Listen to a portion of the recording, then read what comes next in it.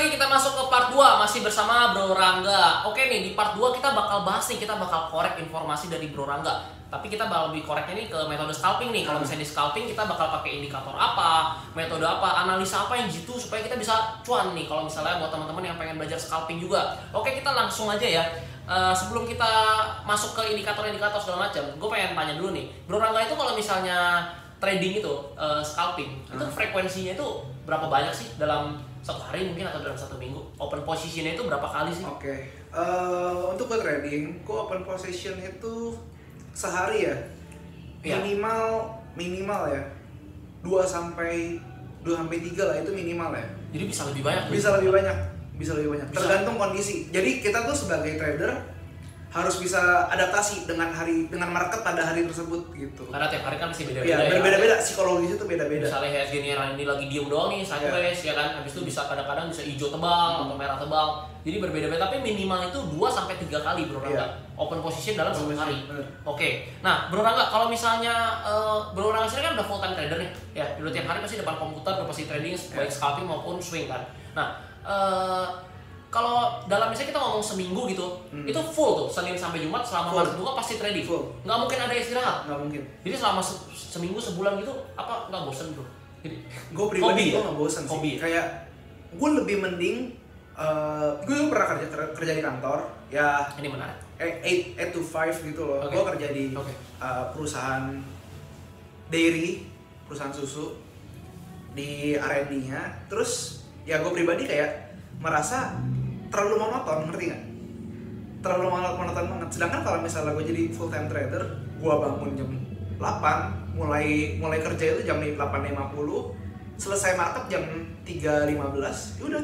Terus gue mau makan siang segala macam. Kan enak juga ya di rumah kan, jadi nggak usah kayak pakai kemeja dulu, sepatu kan segala macam, mesti yang formal. Jadi ibaratnya work from home, nanti sampai selesai pandemi masih work from home ya kayak gitu ya. Low maintenance lah. Oke. Ini cukup menarik. Nah, gue pengen tanya nih, kalau gue sendiri kan gue tahu ya, gue udah kenal lu, terus gue tahu kalau misalnya lu trading itu kan biasa di depan PC, PC-nya yang keren gitu tuh, yang kayak ada kayak apa sih, kalau anak-anak gaming ngerti lah, RGB. Yang mahal-mahal gitu mungkin kan, keren lah. Pokoknya kalau kelihatan gue udah tahu nih PC mahal nih kayaknya. Kalau gue sih nggak ngerti ya. Soalnya kalau gue pribadi, gue masih sering pakai handphone. Kecuali gue lagi pengen aja gue buka laptop, paling pakai aplikasi sekuritas pakai laptop. Nah, Bro Rangga sendiri emang kalau misalnya kita scalping, emang kita harus menggunakan PC gitu? Kita harus menggunakan PC atau kita bisa pakai HP sih sebenarnya? Kalau misalnya kayak orang yang mau invest beli saham biasa kan pakai handphone aja sebenarnya, atau pakai handphone smartphone aja udah bisa gitu kan? Kenapa sih? Gue lihat kayak orang-orang yang bener-bener udah full time trader kok harus di depan PC terus? Kenapa sih? Oke, gue ngebahas ya. Jadi gini, gue pribadi pertama kali udah kita transisi kan, maksudnya smartphone itu udah ada sekuritasnya segala macam kan, udah ada app-nya. Nah, gue pakai itu kayak sering lag, sering apa segala macem, sering error. Yang paling parah nggak bisa login itu keterlaluan banget sih. Jadi kayak mungkin saya juga sendiri pernah merasakan, tapi jangan disebutin sekuritasnya aja. Sekuritas yang merasa tolong diperbaiki. Yang sering banyak komplainan itu harus ada improvisasi. Apalagi kesalnya itu kita lagi in position, kita udah mau jual, kita tahu nih udah bahaya nih, misalnya dangerous nih. Pas kita mau jual, aplikasi crash, kasih jual, pas dibuka udah minus 5% misalnya. Itu kan sakit jadi banget. Mendingan nggak bisa beli daripada nggak bisa jual. Kalau nggak bisa beli cuma ketinggalan kereta ya udah, cuma kesempatan masih ada di besok. Kalau udah nggak bisa jual, urusannya udah beda. Ini uang bos ya kan. Kalau misalnya cuma iseng sih 500.000 saja sih nggak apa-apa. Kalau masuk ke 500 juta kan ya 5% berasa juga ya kan. Nah itu sih jadi gara-gara itu makanya Bro Rangga pakai PC. Tapi gue build PC yang high spec segala macem demi berharap gue nggak ada error teknikal gitu loh.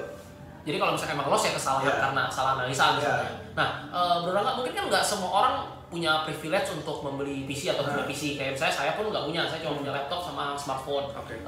Bermasalah nggak sih misalnya nih, saya misalnya pindah nih ya, saya pengen jadi full time trader juga nih kayak Bro Rangga, pengen tiap hari pengen scalping juga segala macam, tapi saya nggak pengen pakai PC gitu, saya mungkin pakai handphone atau pakai laptop biasa gitu. Bisa nggak sih sebenarnya, bermasalah nggak sih? Bisa, pasti bisa. Cuman kita kan sebagai full time trader, handphone itu nggak bisa multitasking. Bisa, cuma maksudnya kayak lu nggak bisa watchlistnya banyak segala macam. Oh iya. Itu yang penting. Ya kita misalnya bukan di satu saham A, ya udah kita mau pindah, kita mesti geser dulu, perlu waktu transisi untuk mengganti ke saham lain ya, kayak gitu ya. Kalau di PC bisa kalau lebih, PC itu lu mau apa? Hajar kiri, hajar kanan, cepet pokoknya. jauh lebih lengkap juga ya. Lengkap. Mungkin kalau ada fitur-fitur yang di aplikasi PC kita bisa pakai, tapi di smartphone mungkin nggak ada nggak? Fitur apa ya? Mungkin seperti broker summary kan ada nih. Ada beda nggak sih broker summary di handphone sama di PC? Beda. Apa lebih lengkap apa? Lebih lengkap, lebih detail segala macam. Terus view-nya lebih enak juga gitu. Layar juga pasti lebih besar. Soalnya kan sebenarnya kalau saya sih nggak pro ya di scalping. Cuma kalau setahu saya lihat pergerakan akumulasi dan distribusi itu penting dari broker summary ya katanya. Iya, benar. Betul. Itu betul ya. Oke.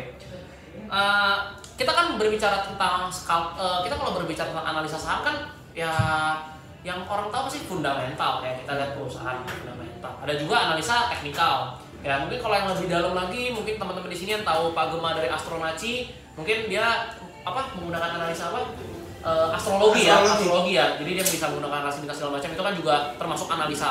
Dan itu Pak Gema sendiri juga ada orang yang sukses tentunya di capital market. Jadi analisa-analisa yang dimiliki yang dilakukan oleh Pak Gema itu udah nggak bisa dipungkiri lagi, memang betul-betul lah. Cuman kita nggak bahas di sini karena kita juga saya nggak tahu Bro Rangga pelajari atau nggak. Kalau saya sendiri sih saya nggak fasih di analisa seperti itu. Saya cuma pengen bahas gini. Kalau di scalping itu, kalau saya di swing trade, saya kan pertama pasti saya lihat fundamental, ya fundamental. Ini oke nih perusahaan, terus kita analisa teknikalnya. Analisa teknikal, kapan nih entry position yang tepat, entah itu buy on weakness ataupun buy on breakout. Nah kalau misalnya di scalping sendiri, itu apakah metode yang digunakan sama, analisanya apa berbeda, Bro Rangga? Sama, gue pakai semua analisa. Fundamental pertama, fundamental yang kita udah tahu ini saham layak dibeli apa enggak, lihat dari laporan keuangan segala macam. Teknikal, lihat dia posisi candle gimana segala macam untuk hari itu. Psikologisnya bisa kebaca dari teknikal. Yang ketiga, ini penting banget dan banyak orang yang yang kurang paham tentang ini, bandarmologi. Ini penting banget. Nah, ini menarik. Ini teman-teman mungkin pas Bro Rangga menjelaskan bisa dicatat atau tulis karena ini merupakan ilmu penting menurut saya, karena saya pun juga nggak gitu paham nih tentang bandarmologi. Jadi kita bisa korek-korek nih informasi. Gimana tuh Bro Rangga kira-kira? Bandarmologi mungkin bisa dikasih ke teman-teman basicnya dulu kali ya. Karena kalau nggak tahu basicnya kan susah ke dalam-dalamnya. Mungkin basicnya bandarmologi itu seperti apa? Bandarmologi ini jadi ceritanya ya kayak kita sebenarnya saham ini kalian harus ibaratin sebagai bisnis gitu loh. Jual beli. Bener kan, jual beli, ada barang yang diperjualbelikan. Nah, bandar itu siapa? Orang yang mengatur pergerakan market, pergerakan harga, market maker. Nah, terus bandar itu siapa? Big player, misalnya orang yang punya duit banyak, terus dia punya money. Terus dia punya barangnya itu banyak, sahamnya itu banyak, barangnya. Dia bisa jadi bandar. Dia bisa ngatur pergerakannya segala macam. Ini harga mau dibawa kemana? Itu kita baca melalui bandarmologi gitu.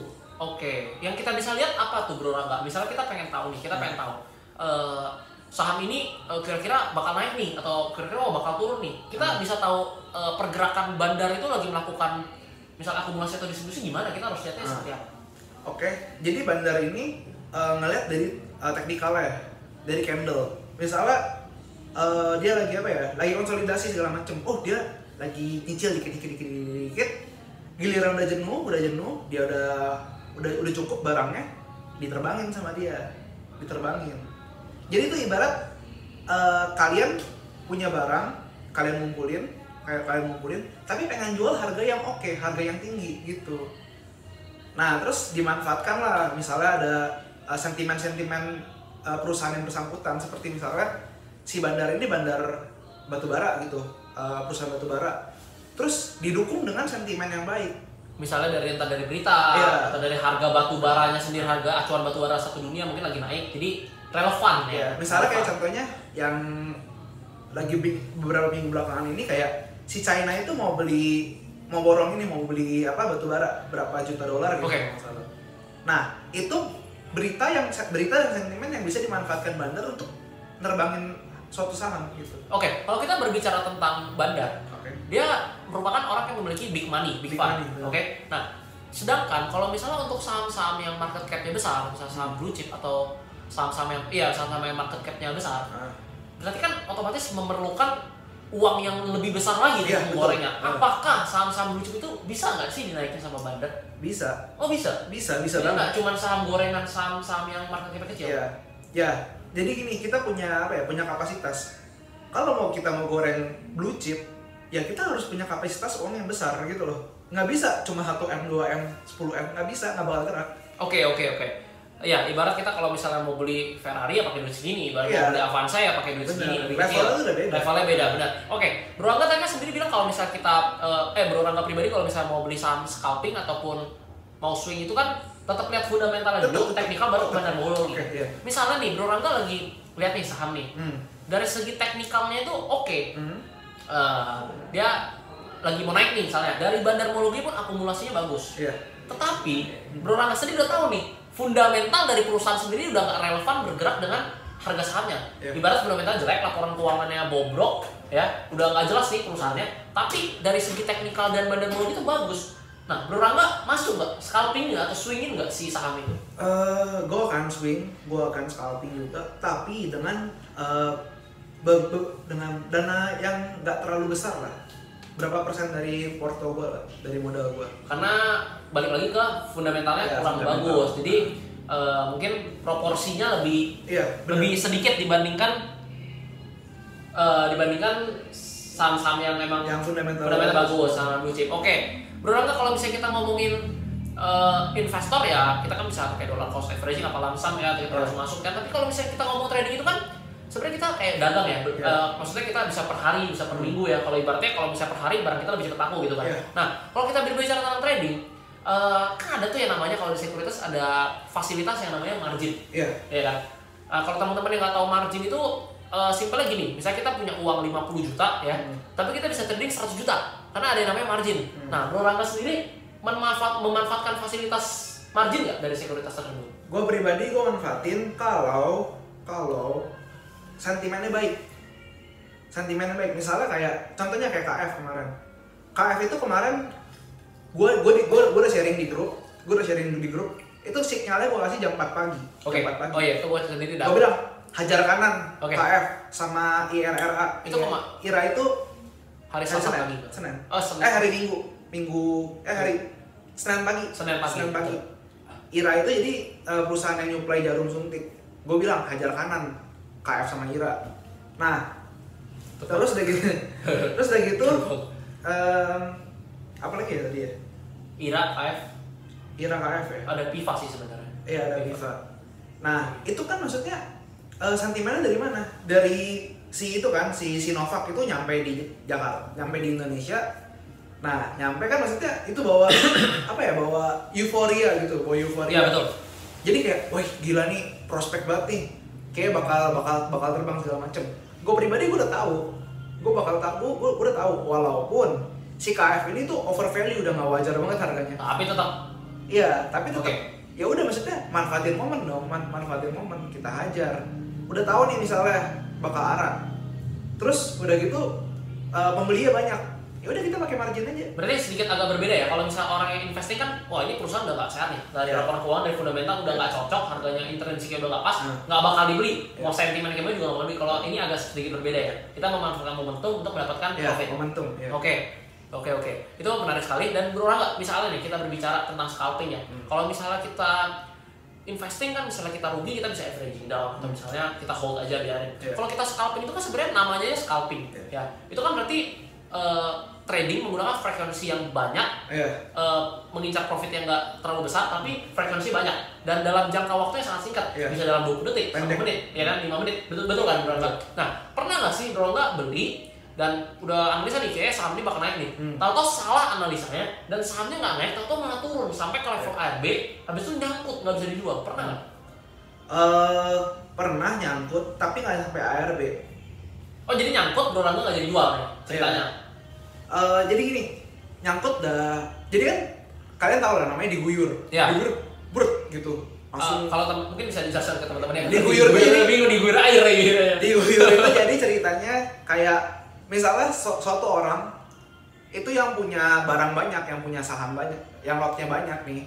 Dia mau jualan. Misal saya lah. Si Dennis misalnya mau hajar kiri kan, dia mau jualan hajar kiri. Nah, barang ini banyak, semua yang di kolom bid itu dihajar kiri sama si Dennis. Jadi harga saham langsung turun, misalnya turun 3% gitu. Nah, kalau misalnya gue pakai dana lumayan besar gitu, jadi kalau 3% aja tuh udah turunnya udah gede banget gitu. Nah terus gue nggak mau dong jual rugi gitu loh. Kalau gue rugi berarti ya minus berarti kan. Terlalu banyak. Nah, kenapa gue milih saham-saham yang fundamental baik? Jadi misalnya kalau gue kena guyur masih layak? Ya, masih layak di hold. Gitu. Jadi pernah ya pengalaman? Pernah.